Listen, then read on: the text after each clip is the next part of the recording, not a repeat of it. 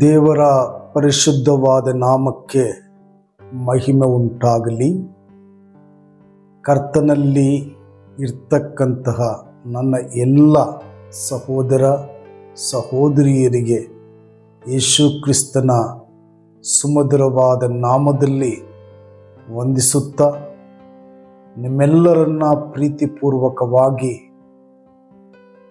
ಸತ್ಯ ಸಂದೇಶ ಎಂಬ ಆತ್ಮೀಕ ಕಾರ್ಯಕ್ರಮಕ್ಕೆ ಆತ್ಮೀಯವಾಗಿ ಬರಮಾಡಿಕೊಳ್ಳುತ್ತೇನೆ.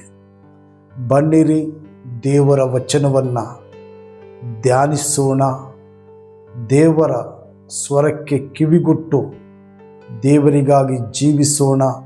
ದೇವರು ನಮ್ಮನ್ನು ಆಶೀರ್ವಾದ ಮಾಡುತ್ತಾನೆ. ಪ್ರೀತಿಯ ದೇವರ ಮಕ್ಕಳೇ, ಈ ಸಮಯದ ಧ್ಯಾನಕ್ಕಾಗಿ ಆದಿಕಾಂಡ ಪುಸ್ತಕ 28ನೇ ಅಧ್ಯಾಯ 15ನೇ ವಚನವನ್ನು ನಾವು ಓದಿಕೊಳ್ಳೋಣ. ನಾನು ನಿನಗೆ ಹೇಳಿದ್ದನ್ನೆಲ್ಲ ನೆರವೇರಿಸದ ಹೊರತು ಬಿಡುವುದಿಲ್ಲ ಅಂದನು. ಪ್ರೀತಿಯ ದೇವರ ಮಕ್ಕಳೇ, ಸೇನಾಧೀಶ್ವರನು ನಮ್ಮ ಸದಮಲ ಸ್ವಾಮಿಯಾದಂತಹ ಯೆಹೋವ ದೇವರು ಯಾಕೋಬನಿಗೆ ಹೇಳ್ತಾ ಇದ್ದಾನೆ, ನಾನು ನಿನಗೆ ವಾಗ್ದಾನ ಮಾಡಿದ್ದನ್ನು ನೆರವೇರಿಸುವ ತನಕ ನಿನ್ನನ್ನು ಬಿಡುವುದಿಲ್ಲ. ಪ್ರೀತಿಯುಳ್ಳ ಸಹೋದರ ಸಹೋದರಿಯರೇ, ಮನುಷ್ಯ ಮಾತ್ರದವರು ಬಹಳಷ್ಟು ವಾಗ್ದಾನಗಳನ್ನು ಮಾಡ್ತಾರೆ. ಆದರೆ ಸಮಯ ಬಂದಾಗ ಅವರು ಮಾಡಿದಂತಹ ವಾಗ್ದಾನವನ್ನು, ಅವರು ಕೊಟ್ಟಂತಹ ಮಾತನ್ನು ಮರೆತು ಬಿಡ್ತಾರೆ.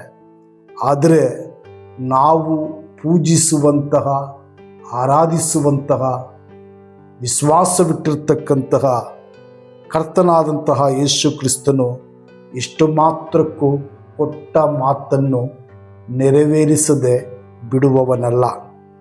ಯಾಕೋಬನ ಜೀವನದಲ್ಲಿ ದೇವರು ಕೊಟ್ಟಂತಹ ಈ ಒಂದು ಮಾತು ನಮಗೂ ನಮ್ಮ ಜೀವಿತಕ್ಕೂ ಸಹ ಅನ್ವಯವಾಗ್ತದೆ. ದೇವರ ಮಕ್ಕಳೇ, ದೇವರ ವಾಗ್ದಾನ ಎಂದರೆ ಅದು ಸುಮ್ಮನೆಯ ಮಾತಲ್ಲ. ದೇವರು ಯಾಕೋಬನಿಗೆ ಹೇಳಿದ್ದು ಅಥವಾ ವಾಗ್ದಾನ ಮಾಡಿದ್ದು ಅದು ಒಂದು ಒಡಂಬಡಿಕೆಯ ಮಾತು. ಅದು ಆಶ್ವಾಸನೆಯ ಮಾತಲ್ಲ, ಉರುಳಿಲ್ಲದಂತಹ ಮಾತಲ್ಲ. ದೇವರ ಮಾತು ಎಂದೆಂದಿಗೂ ಒಡಂಬಡಿಕೆಯ ಮಾತಾಗಿರುತ್ತದೆ. ನಾವು ನೋಡ್ತೇವೆ, ಅರಣ್ಯಕಾಂಡ ಪುಸ್ತಕ 23ನೇ ಅಧ್ಯಾಯ 19ನೇ ವಚನದಲ್ಲಿ ಹೀಗೆ ಬರೆಯಲ್ಪಟ್ಟಿದೆ, ದೇವರು ಮನುಷ್ಯರಂತೆ ಎರಡು ಮಾತಿನವನಲ್ಲ, ಮಾನವನಂತೆ ಮನಸ್ಸನ್ನು ಬೇರೆ ಮಾಡಿಕೊಳ್ಳುವವನೂ ಅಲ್ಲ, ತಾನು ಹೇಳಿದ ಮೇರೆಗೆ ನಡೆಯುವುದಿಲ್ಲವೋ, ಮಾತು ಕೊಟ್ಟ ನಂತರ ನೆರವೇರಿಸುವುದಿಲ್ಲವೋ ಎಂಬುದಾಗಿ. ಪ್ರೀತಿಯ ದೇವಜನರೇ, ಮನುಷ್ಯನ ಹಾಗೆ ನಮ್ಮ ದೇವರು ಎರಡು ಮಾತಿನವನಲ್ಲ. ಮನುಷ್ಯನ ಹಾಗೆ ಪದೇ ಪದೇ ಮನಸ್ಸನ್ನು ಬೇರೆ ಮಾಡಿಕೊಳ್ಳುವವನೂ ಅಲ್ಲ. ಒಂದು ಸಾರಿ ಮಾತು ಕೊಟ್ಟ ನಂತರ, ಒಂದು ಸಾರಿ ವಾಗ್ದಾನ ಮಾಡಿದ ನಂತರ ನಿಶ್ಚಯವಾಗಿ ಕೊಟ್ಟ ಮಾತನ್ನು, ಮಾಡಿದಂತಹ ವಾಗ್ದಾನವನ್ನು ದೇವರು ನೆರವೇರಿಸುತ್ತಾನೆ. ನಾವು ಆರಾಧಿಸುವಂತಹ ಭೂ ಪರಲೋಕಗಳ ದೇವರು ವಾಗ್ದಾನದಲ್ಲಿ ನಂಬಿಗಸ್ತನಾದಂತಹ ದೇವರು. ಎಷ್ಟು ಮಾತ್ರಕ್ಕೂ ದೇವರು ಕೊಟ್ಟಂತಹ ಮಾತನ್ನು ನಾವು ಅಲಕ್ಷ್ಯವಾಗಿ ತೆಗೆದುಕೊಳ್ಳಬಾರದು, ಬಹಳ ಗಂಭೀರವಾಗಿ ತೆಗೆದುಕೊಳ್ಳಬೇಕು. ದೇವರು ಕೊಟ್ಟಂತಹ ಮಾತು ನೆರವೇರುವ ತನಕ ನಿರೀಕ್ಷೆಯಲ್ಲಿ, ಪ್ರಾರ್ಥನೆಯಲ್ಲಿ, ಆತ್ಮನ ನಾಯಕತ್ವದಲ್ಲಿ ನಾವು ನಡಿಬೇಕು. ಆಗ ದೇವರು ನಮ್ಮನ್ನು ಆಶೀರ್ವಾದ ಮಾಡ್ತಾನೆ. ದೇವರು ನಮ್ಮನ್ನು ಆಶೀರ್ವಾದ ಮಾಡ್ತಾನೆ. ಖಂಡಿತವಾಗಿ ದೇವರ ಮಾತು ನೆರವೇರುತ್ತದೆ. ದೇವರ ಮಾತು ಎಷ್ಟು ಮಾತ್ರಕ್ಕೂ ಹುಸಿಯಾಗುವುದಿಲ್ಲ. ಎಷ್ಟೋ ಸಾರಿ ಮನುಷ್ಯನ ಮಾತಿಗೆ ಮರಳಾಗ್ತೇವೆ, ದೇವರ ಮಾತನ್ನು ಬಿಟ್ಟು ಬಿಡ್ತೇವೆ. ಆದರೆ ಯಾಕೋಬನು ಹಾಗೆ ಮಾಡಲಿಲ್ಲ.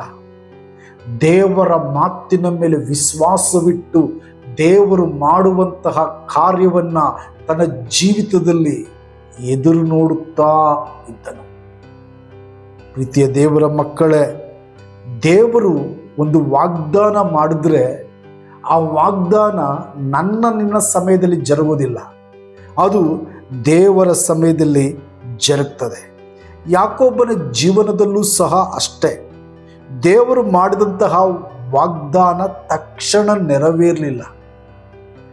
ದೇವರು ಮಾಡಿದಂತಹ ವಾಗ್ದಾನ ಆತನ ಜೀವಿತದಲ್ಲಿ ನೆರವೇರುವುದಕ್ಕೆ ಸುಮಾರು 20 ವರ್ಷಗಳ ಕಾಲ ಅಥವಾ ಸಮಯ ಬೇಕಾಗಿತ್ತು.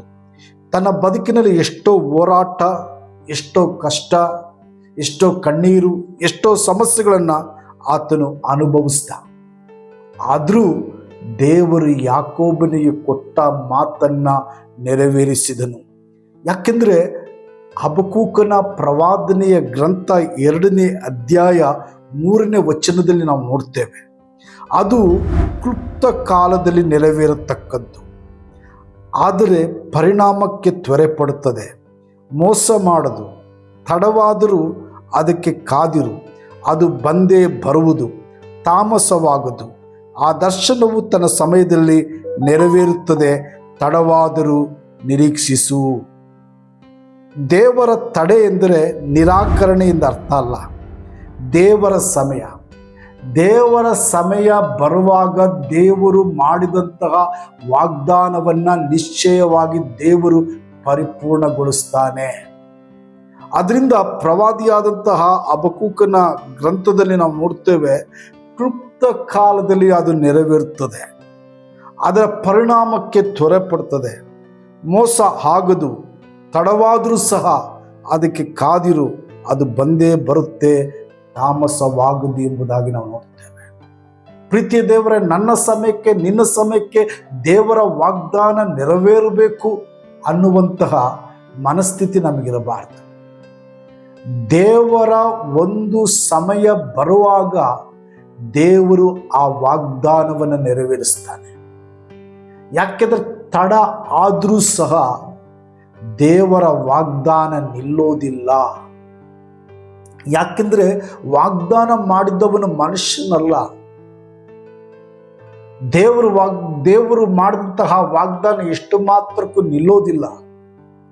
ದೇವರು ಖಂಡಿತವಾಗಿ ಆ ವಾಗ್ದಾನವನ್ನು ನೆರವೇರಿಸ್ತಾನೆ.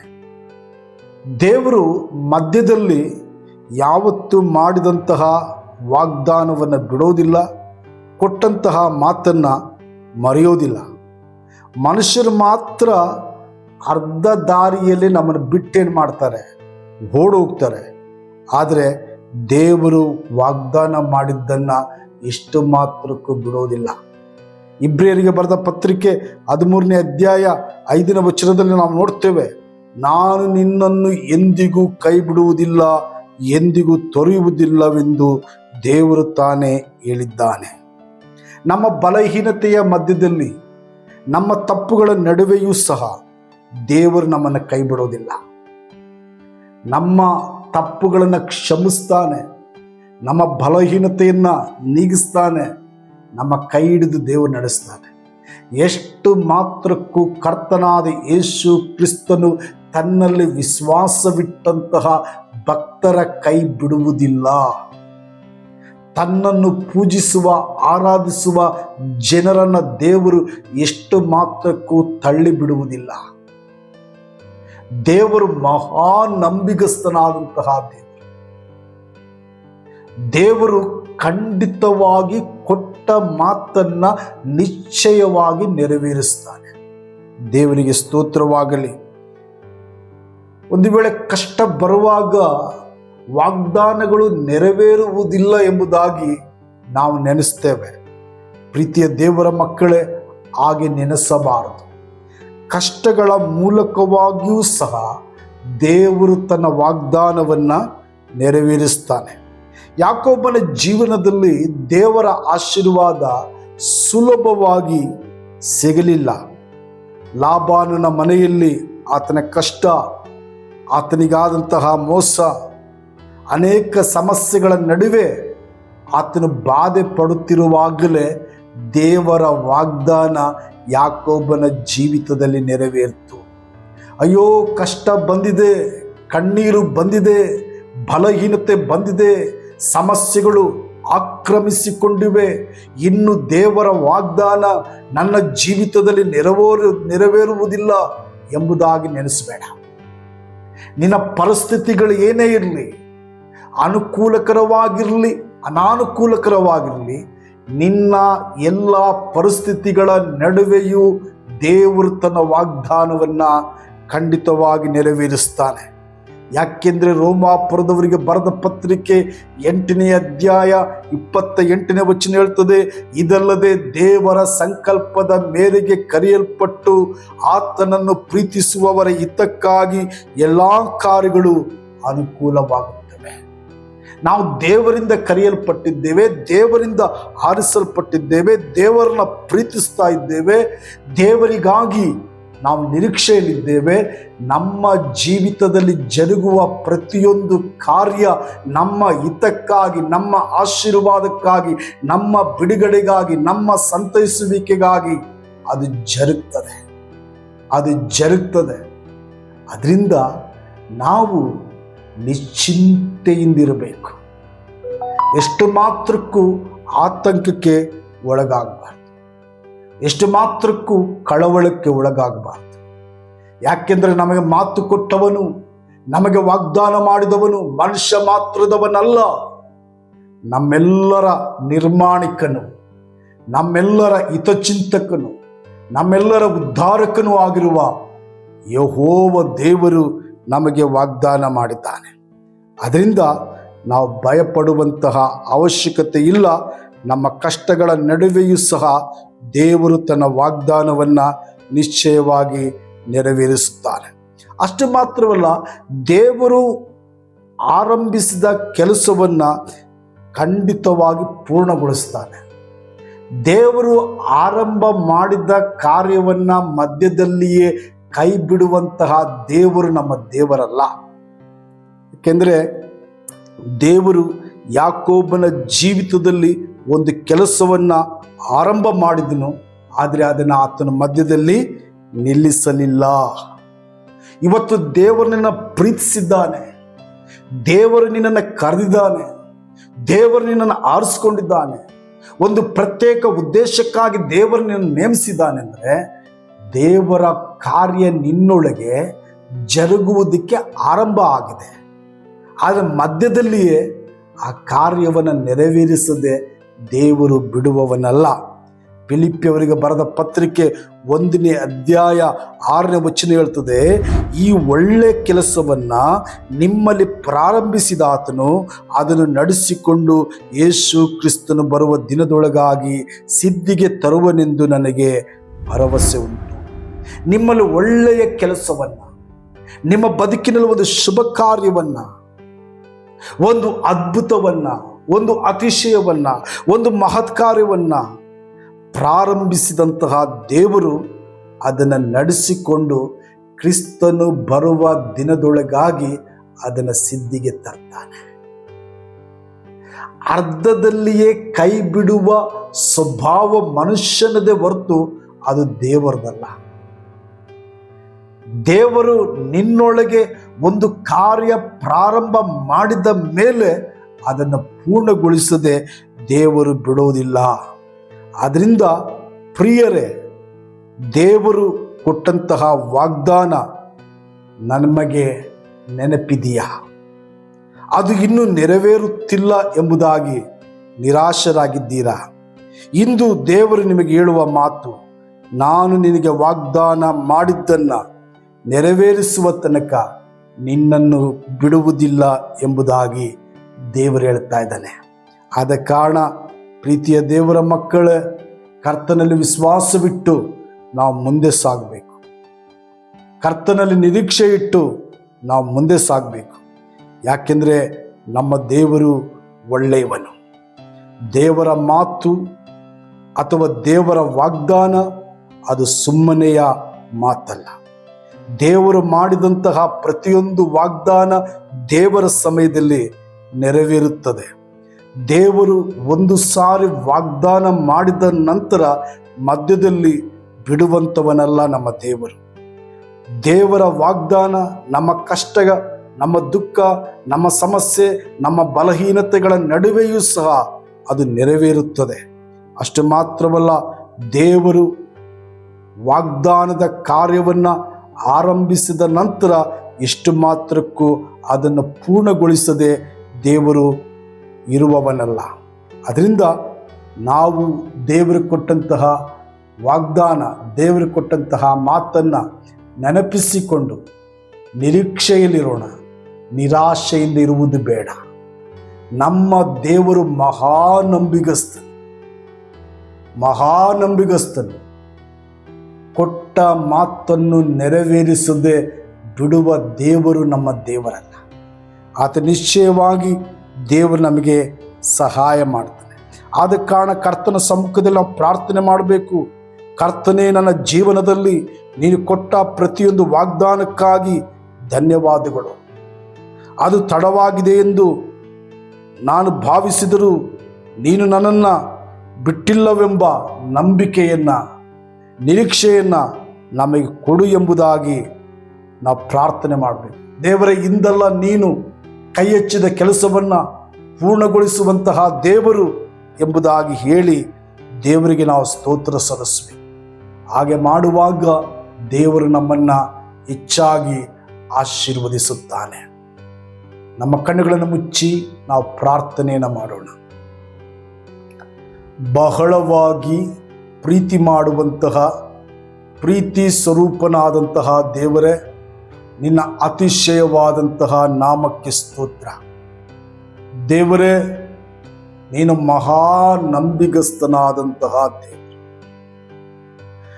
ನಾನು ನಿನಗೆ ಕೊಟ್ಟ ಮಾತನ್ನು ನೆರವೇರಿಸದೆ ಬಿಡುವವನಲ್ಲ ಎಂಬುದಾಗಿ ಯಾಕೋಬನಿಗೆ ಮಾತು ಕೊಟ್ಟು ಅದೇ ಪ್ರಕಾರ ಆತನಿಗೆ ಮಾಡಿದಂತಹ ವಾಗ್ದಾನವನ್ನು ಆತನ ಜೀವಿತದಲ್ಲಿ ನೆರವೇರಿಸಿದ್ದೀಯ. ನಿನಗೆ ಸ್ತೋತ್ರ.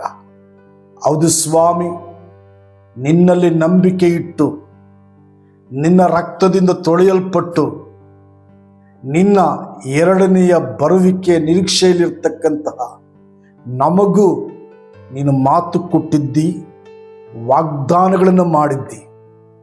ದೇವರೇ, ನಿನ್ನ ಮಾತು, ನಿನ್ನ ವಾಗ್ದಾನ ತಡವಾದರೂ ಇಂದಲ್ಲ ನಾಳೆ ನಮ್ಮ ಪರಿಸ್ಥಿತಿಗಳೇನೇ ಇದ್ದರೂ ಅವುಗಳ ಮಧ್ಯದಲ್ಲಿ ನೀನು ನೆರವೇರಿಸುವಂತಹ ದೇವರು. ಅದಕ್ಕಾಗಿ ನಿನಗೆ ಸ್ತೋತ್ರ ಸಲ್ಲಿಸ್ತೇನೆ. ಎಷ್ಟು ಮಾತ್ರಕ್ಕೂ ನಾವು ನಿರಾಶೆ ಹೊಂದದೆ ನಮಗೋಸ್ಕರ ಶಿಲುಬೆಯ ಮೇಲೆ ಪ್ರಾಣ ಕೊಟ್ಟಂತಹ, ರಕ್ತವನ್ನು ಸುರಿಸಿದಂತಹ ಅಪ್ಪ, ನಿನ್ನನ್ನು ದೃಷ್ಟಿಸುತ್ತಾ ಕ್ರಿಸ್ತಿಯ ಮಾರ್ಗದಲ್ಲಿ ಮುಂದೆ ಸಾಗಲಿಕ್ಕೆ ಸಹಾಯ ಮಾಡು. ಬಿತ್ತಲ್ಪಟ್ಟ ವಾಕ್ಯಗಳು ಪ್ರತಿಯೊಬ್ಬರ ಹೃದಯದಲ್ಲಿ 100ರಷ್ಟು ಫಲಿಸಲಿ ಕರ್ತನೆ. ವಿಶೇಷವಾಗಿ ದೇವರೇ, ಈ ವಿಡಿಯೋವನ್ನು ವೀಕ್ಷಣೆ ಮಾಡುತ್ತಿರುವ ಪ್ರತಿಯೊಬ್ಬರ ಮೇಲೆ ನಿನ್ನ ಗಾಯವುಳ್ಳ ಕರಗಳನ್ನು ಚಾಚು. ಪ್ರತಿಯೊಬ್ಬರನ್ನ ಆಶೀರ್ವಾದ ಮಾಡು. ಪ್ರತಿಯೊಬ್ಬರ ಬದುಕಿನಲ್ಲಿ ನಿನ್ನ ವಾಗ್ದಾನದ ಮಾತು ನೆರವೇರಲಿ ಸ್ವಾಮಿ. ಯಾರು ನಿರಾಶರಾಗದಂತೆ ನಿರೀಕ್ಷೆಯಲ್ಲಿರುವಂತೆ ನೀನು ಸಹಾಯ ಮಾಡು. ಕಷ್ಟಗಳ ಮಧ್ಯದಲ್ಲಿ, ದುಃಖಗಳ ಮಧ್ಯದಲ್ಲಿ, ಸಮಸ್ಯೆಗಳ ನಡುವೆ, ಹೋರಾಟಗಳ ನಡುವೆ ಯಾರೇ ಪ್ರಯಾಸ ಪಡುತ್ತಾ ಇದ್ದರು ಈಗ ನೀನು ಬಿಡುಗಡೆ ಕೊಟ್ಟು ಪರಲೋಕದ ಸಮಾಧಾನ, ಸಂತೋಷವನ್ನು ಕೊಟ್ಟು ನಿನ್ನ ಮಕ್ಕಳನ್ನು ನಡೆಸು. ನಿನ್ನ ಮಕ್ಕಳನ್ನು ಆಶೀರ್ವದಿಸು. ನೀನು ಬರುವ ದಿನದವರೆಗೂ ತಮ್ಮ ನಂಬಿಕೆಯನ್ನು, ತಮ್ಮ ಭಕ್ತಿಯನ್ನು ದೇವರೇ ಕಾಪಾಡಿಕೊಳ್ಳಲಿಕ್ಕೆ ಸಹಾಯ ಮಾಡು. ಹಾಗೆ ನೀನು ಮಾಡುವುದಕ್ಕಾಗಿ ಸ್ತೋತ್ರ. ನಮ್ಮ ಕರ್ತನಾಗಿರುವ ಯೇಸು ಕ್ರಿಸ್ತನ ನಾಮದಲ್ಲಿ ಪ್ರಾರ್ಥನೆ ಮಾಡಿ ಹೊಂದಿಕೊಂಡಿದ್ದೇವೆ ನಮ್ಮ ತಂದೆಯೇ. Amen, amen. God bless you. ದೇವರು ನಿಮ್ಮೆಲ್ಲರನ್ನ ಆಶೀರ್ವದಿಸಲಿ.